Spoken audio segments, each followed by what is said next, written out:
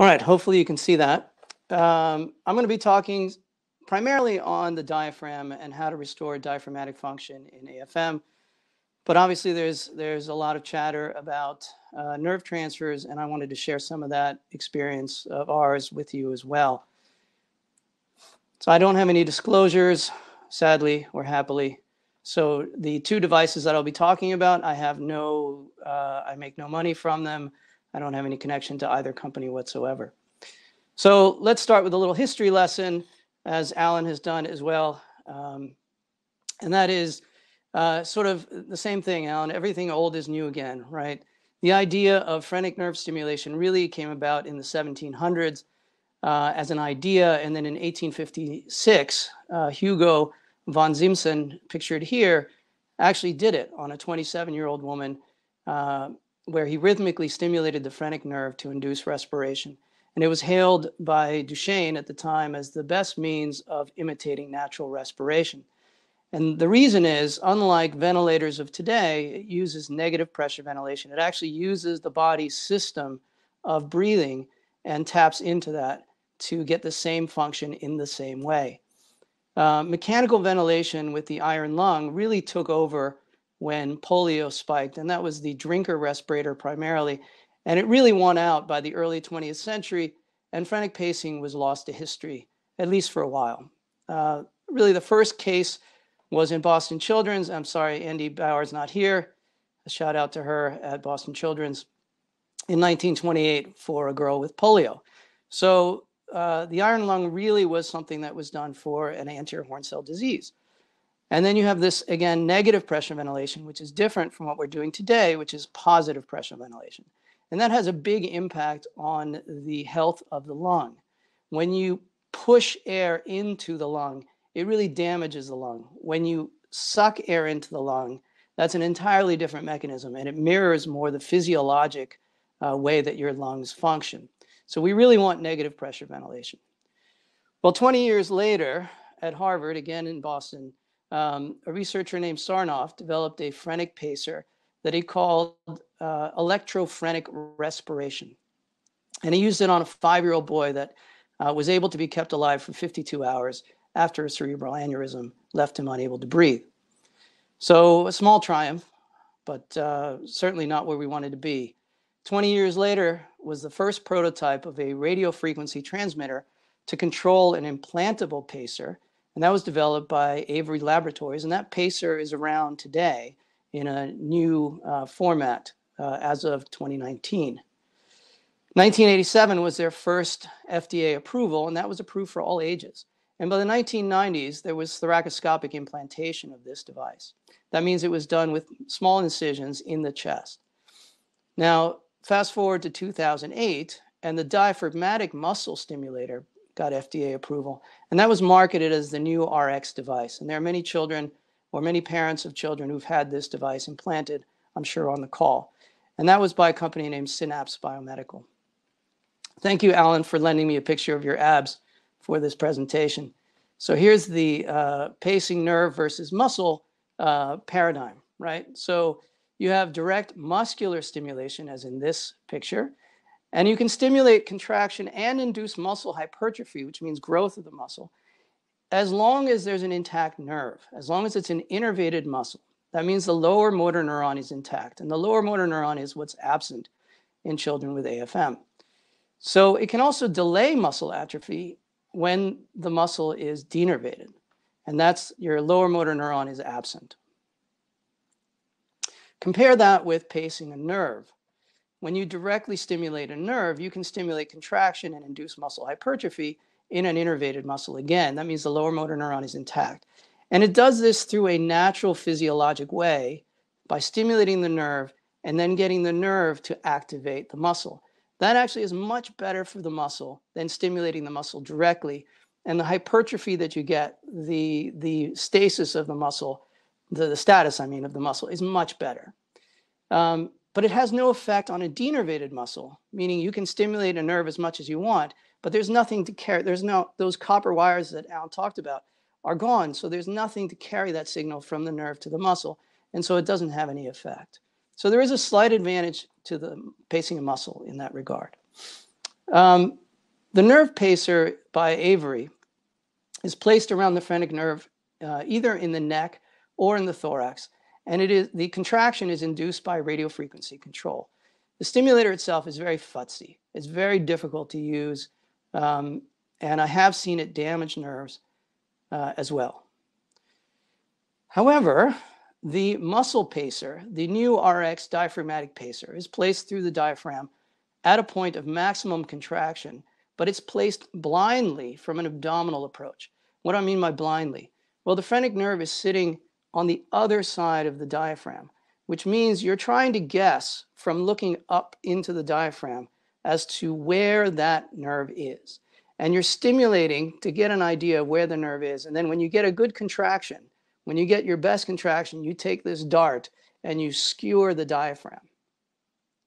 Now, the problem with that is that you can do damage. So effectively, what you're actually doing is you're finding the phrenic nerve from the other side, and then you're putting a harpoon through the muscle to the area where you think the nerve is. And therefore, it's effectively not really a muscle pacer. It's actually a phrenic nerve pacer. It just does it where that muscle enters, where that nerve enters the muscle. And you can damage the nerve, as seen in this case here. This is a girl who had diaphragmatic pacers. This is the new RX diaphragmatic pacer. And you can see, if you can follow my mouse, this is the phrenic nerve here. And you can see it's being angularly deformed, which means it's actually being skewered by this lead from the diaphragmatic pacemaker. And then this is the lung.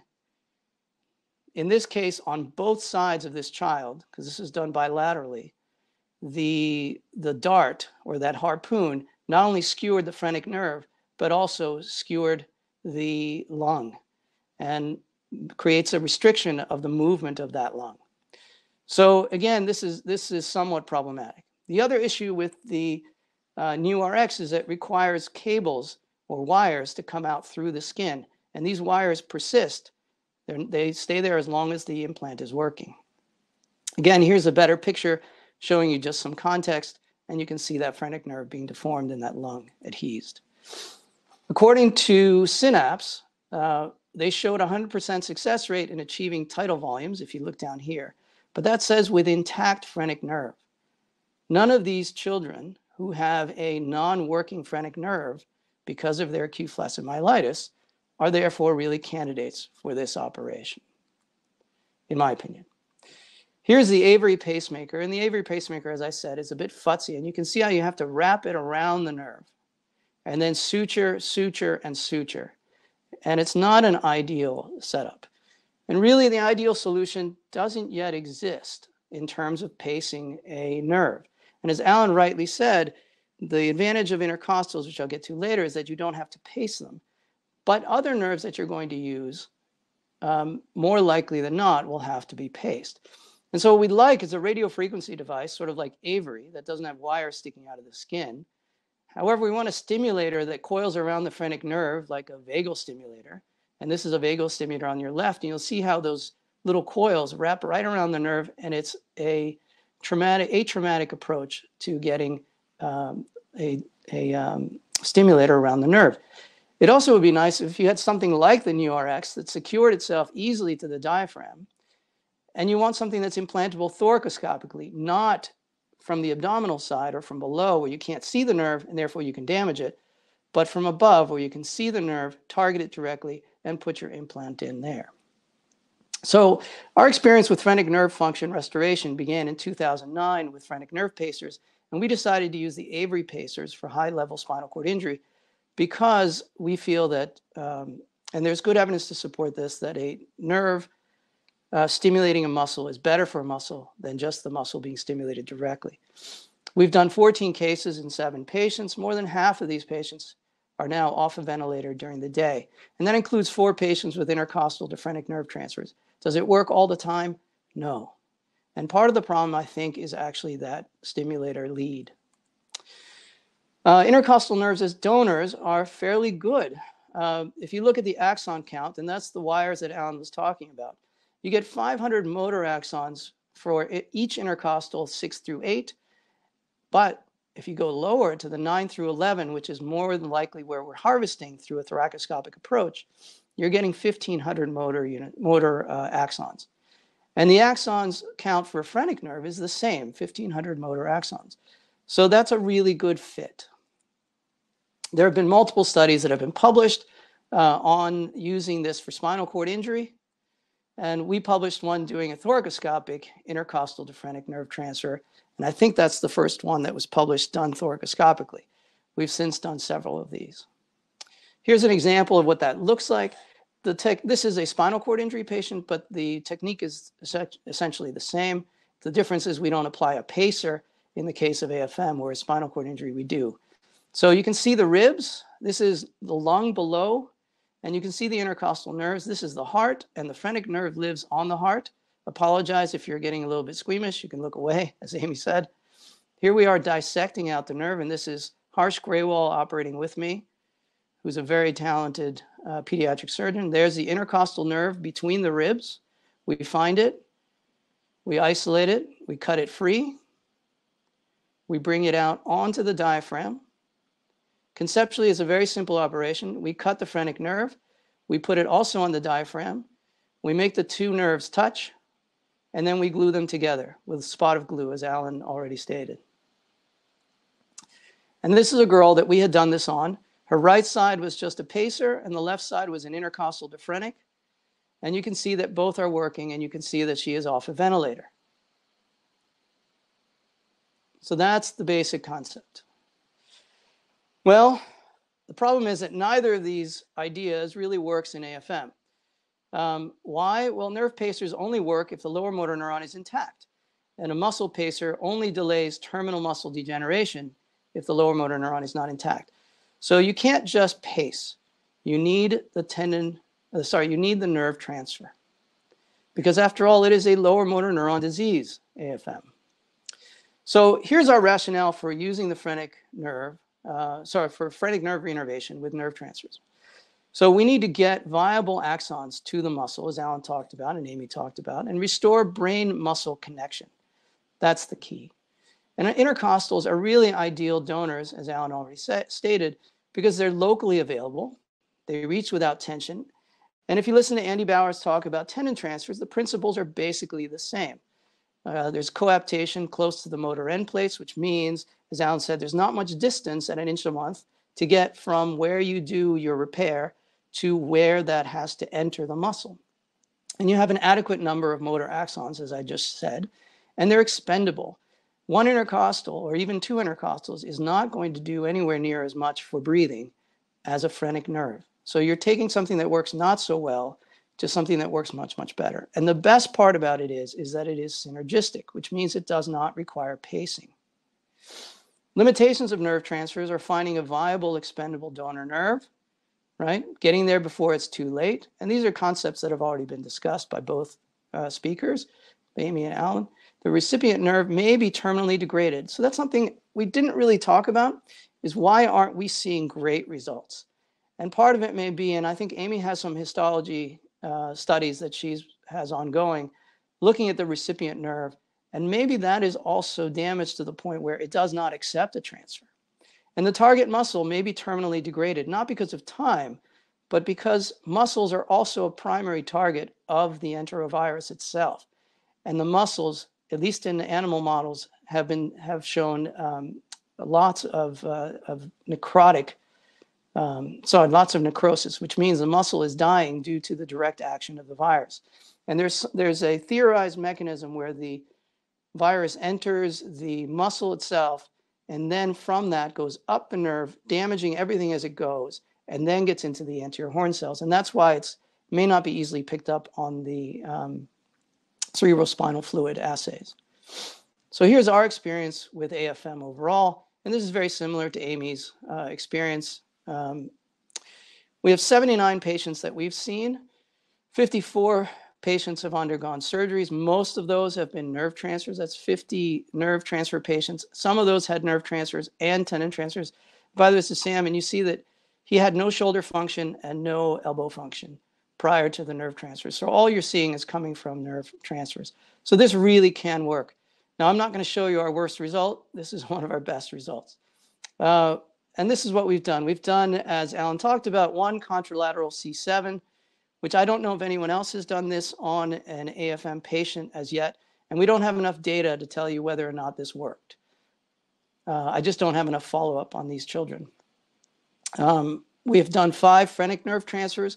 2 patients have had bilateral intercostal transfers. 1 patient had a bilateral intercostal and also a subcostal. And the subcostal is the nerve just below the ribs. And that does not always fire reliably with respiration, so we actually put a pacer on that.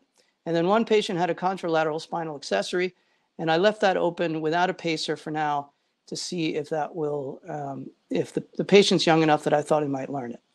Contralateral spinal accessory is a very challenging operation, and I don't think one that should be done lightly. That was as is a contralateral C7.